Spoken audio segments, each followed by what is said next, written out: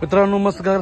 आपण आलोय एकविरामध्ये, ज्या दोन बैलांनी अखंड महाराष्ट्र गाजवलाय, बैलगाडी क्षेत्र गाजवलंय, असे दोन नंदी आज एकत्र पाहिले, बकासूर आणि मथुर. बकासूर जिथं जिंकला, जिथं हरला, तिथं या बकासूरच्या पाठीमागे कायम खंबीरपणे उभा असणारी ही तीन माणसं आपल्या बरोबर आहेत. आपल्या बरोबर इकडे वैभव ड्रायव्हरचं काळीज राईट हँड यमबाई, आमचे साई तापकीर, आणि इकडं साहिल देशमुख म्हणजे आमचा घाऱ्या.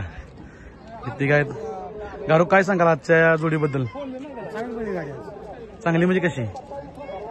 महाराष्ट्रात जशी गाडी पळायला पाहिजे तशी गाडी पळली. हा का, तुम्हाला मजा आली का?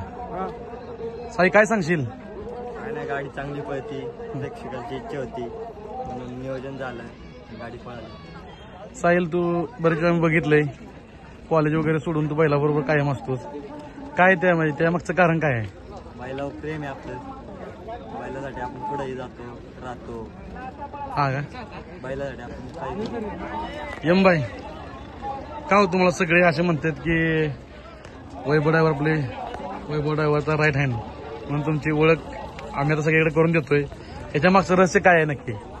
काही त्यांनी त्या क्षेत्रात आणलं, मला मेहनत नाही का त्यांच्यासोबत आलो त्यामुळं का?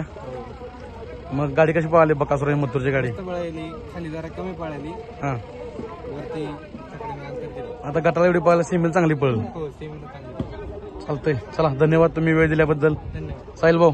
चला, धन्यवाद.